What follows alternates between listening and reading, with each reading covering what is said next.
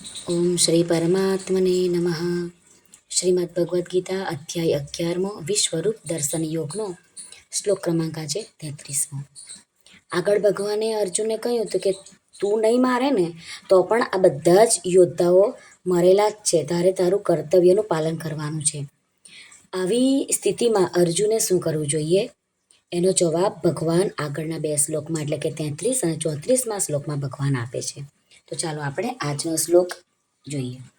શ્રી ભગવાનુવાચ તસ્માत् ત્વમુત્તિષ્ઠ યશો લભસ્વ જીત્વા શત્રુન ભુંક્ષ્વ રાજ્યં સમૃદ્ધં મય્યૈવૈતે નિહતાઃ પૂર્વમેવ નિમિત્તમાત્રં ભવ સવ્યસાચિન. આ શ્લોકમાં આવતા સંસ્કૃત શબ્દોના ગુજરાતી અર્થ જોઈએ. તસ્માત એટલે માટે, ત્વમ એટલે તું, ઉત્તિષ્ઠ એટલે ઊભો થઈ જા, લભસ્વ એટલે પ્રાપ્ત કરી લે, શત્રુન એટલે શત્રુઓને, જીતવા એટલે જીતીને, સમૃદ્ધમ ધન ધાન્યથી સમૃદ્ધ, ભુંક્ષ્વ એટલે ભોગવ, એ તે અને એવ એટલે આ બંનેનો અર્થ થાય છે આ સર્વે, પૂર્વમ એટલે પહેલેથી જ, મયા એટલે મારા વડે, એવો એટલે જ, નિહતાહા એટલે હણાયેલા, સવ્યસાચીન એના એક અર્થ એ થાય છે કે જે બંને હાથો વડે બાણ ચલાવનાર છે તે, એટલે કે તું અર્જુન, નિમિત્ત માત્ર એટલે નિમિત્ત માત્ર, ભવ એટલે બની જા. હવે આ શ્લોકનું આપણે ગુજરાતીમાં ભાષાંતર જોઈએ. શ્રી ભગવાન અર્જુનને કહે છે, માટે તું ઊભો થા, યશ મેળવ અને શત્રુઓને જીતીને ધન ધાન્યથી સમૃદ્ધ રાજ્યને ભોગવ. આ સર્વે શૂરવીરો પહેલેથી જ મારા વડે હણાયેલા છે. હે સવ્યસાચી. સવ્યસાચી અહીંયા અર્જુનને ભગવાન એમ કીધું છે કે ડાબા હાથે પણ બાણ છોડવાનો અર્જુનને અભ્યાસ છે, એટલા માટે એનું નામ પડ્યું છે સવ્યસાચી. અર્જુન બે હાથે ઝડપથી બાણ છોડી શકતા હતા, તેથી ભગવાને એમને સવ્યસાચી એમ શબ્દનો પ્રયોગ કરીને કહ્યું છે. ભગવાન કહે છે કે તું તો કેવળ માત્ર નિમિત્ત છે, એટલે તું યુદ્ધ માટે ઊભો થા. તસ્માત્વમુત્તિષ્ઠ યશો લભસ્વ. ભગવાન કહે છે કે હે અર્જુન, જ્યારે તે જોઈ લીધું છે ભગવાનના વિશ્વરૂપના દર્શન કરતી વખતે કે તારા માર્યા વિના પણ આ બધા યોદ્ધાઓ નથી બચવાના, તો તું કમર કસીને યુદ્ધ માટે ઊભો થઈ જા, અને મફતમાં જ યશ મેળવવાનો છે તો તું એ લઈ લે. અને લોકો પણ કહેશે કે અર્જુને વિજય પ્રાપ્ત કર્યો છે. યશો લભસ્વ કહેવાનો ભગવાનનો અર્થ એ છે કે યશની પ્રાપ્તિ થતાં તું ફૂલાઈ જાય કે વાહ મેં વિજય પ્રાપ્ત કરી લીધો, પરંતુ એવું સમજ કે જેવી રીતે આ પ્રતિપક્ષીઓ મારા દ્વારા મરાયેલા જ મરશે, એવી જ રીતે યશ પણ જે મળવાનો છે ને તે જ મળશે. જો તું યશને પોતાના પુરુષાર્થથી પ્રાપ્ત માનીને રાજી થઈશ ને તો તું ફળમાં બંધાઈ જઈશ. ફલે સક્તો નિબધ્યતે એટલે કે લાભ હાનિ, યશ અપયશ બધું પ્રભુના હાથમાં છે. આથી મનુષ્યએ તેની સાથે પોતાનો સંબંધ ન જોડવો જોઈએ, કેમ કે જે થવાનું છે એ જ થઈને રહેવાનું જ છે. જીતવા શત્રુન ભુંક્ષ્વ રાજ્યમ સમૃદ્ધમ.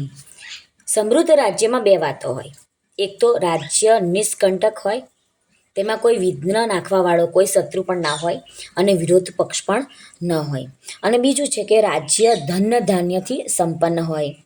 આથી પ્રજા પાસે ખૂબ ધન સંપત્તિ હોય, હાથી ઘોડા ગાયો જમીન મકાન જળાશયો જે પણ આવશ્યક વસ્તુઓ છે તે ભરપૂર હોય. પ્રજાને ખાવાને માટે ભરપૂર અન્ન હોય. આમ બે પ્રકારે રાજ્ય સમૃદ્ધશાળી અને પૂર્ણ ગણાય છે. મય્યૈ વેતે નિહતાઃ પૂર્વમેવ. તને મફતમાં જ યશ અને રાજ્ય મળવાનું છે. તો એનું કારણ એ છે કે અહીં જેટલા યોદ્ધાઓ આવેલા છે બધાનું આયુષ્ય સમાપ્ત થઈ ચૂક્યું છે, એટલે કાળ રૂપ મારા દ્વારા એ પહેલેથી જ મરાઈ ચૂકેલા છે. નિમિત્ત માત્રમ ભવ્ય સવ્યસાચીન. ભગવાન અર્જુને કહે છે કે તું બંને હાથે બાણ ચલાવે, યુદ્ધમાં પોતાની પૂરી શક્તિ લગાવે, પરંતુ બનવાનું છે નિમિત્ત માત્ર. નિમિત્ત માત્ર બનવાનું કારણ એ જ છે કે પોતાના બળ બુદ્ધિ પરાક્રમ વગેરેને ઓછા વાપરવાના નથી, પરંતુ તેને સાવધાનીપૂર્વક પૂરેપૂરા વાપરવાના છે. પરંતુ જ્યારે યશ પ્રાપ્ત થાય ત્યારે એવું નથી કહેવાનું કે આ બધું મેં કર્યું છે, મેં માર્યા છે, મેં વિજય પ્રાપ્ત કરાવી લીધો છે. આવા અભિમાનરૂપી શબ્દનો પ્રયોગ કરવાનો નથી. કેમ કે ભગવાન કહે છે કે આ બધા મારા દ્વારા પહેલેથી જ મરાયેલા છે. એટલા માટે તારે તો ખાલી નિમિત્ત બનવાનું છે, કંઈ વધારે પુરુષાર્થ પણ નથી કરવાનો. નિમિત્ત માત્ર બનીને જે કાર્ય કરવામાં પોતાના તરફથી કોઈ પણ અંશે કોઈ ખામી ન રહેવી જોઈએ, પરંતુ પૂરેપૂરી શક્તિ લગાડવાની છે અને સાવધાનીપૂર્વક કાર્ય કરવાનું છે. અને કાર્યની સિદ્ધિમાં પોતાનો અભિમાન નથી વ્યક્ત કરવાનો. જેવી રીતે ભગવાન શ્રી કૃષ્ણે ગોવર્ધન પર્વત ઊંચક્યો તો એમણે ગ્વાલ બાલોને કહ્યું કે તમે લોકો પણ પર્વતની નીચે પોતાની લાકડીઓ અડાડો. બધા ગોપાળો એ બધા બાળકો પોતપોતાની લાકડીઓ અડાડે અને તેઓ એવું સમજવા લાગ્યા કે અમારી બધાની લાકડીઓ અડવાથી જ પર્વત ઊંચકાયો છે. વાસ્તવમાં પર્વત ઊંચકાયો હતો ભગવાનના ડાબા હાથની ટચલી આંગળીના નખ પર. આ ગોપાળોને ગ્વાલબાલોમાં જ્યારે આ રીતનું અભિમાન થયું ને ત્યારે ભગવાને પોતાની આંગળી જરાક નીચી લીધી અને આંગળી નીચે કરતાં જ પર્વત નીચે આવવા લાગ્યો. તો ગ્વાલબાલોએ પોકારીને ભગવાનને કહ્યું, અરે કૃષ્ણ, અમે મરી ગયા. ભગવાને કહ્યું કે તમે તમારી પૂરી શક્તિ લગાડો, પરંતુ એ તમામ એકી સાથે પોતાની પૂરી શક્તિ લગાડીને પણ પર્વતને ઊંચો નહીં કરી શક્યા.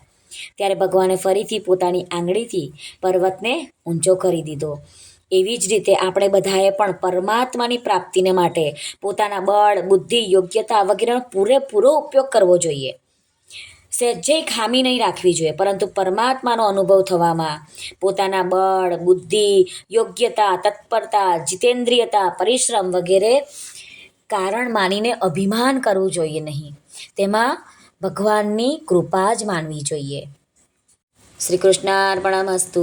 સર્વને ભાવથી જય શ્રી કૃષ્ણ. રાધે રાધે. હરિઓમ તત્સત. જય ગુરુદેવ દત્ત. જય સ્વામિનારાયણ. જય માતાજી. નમઃ પાર્વતી પતે. હર હર મહાદેવ. હર સિદ્ધેશ્વર મહાદેવની જય. સર્વનું કલ્યાણ થાઓ.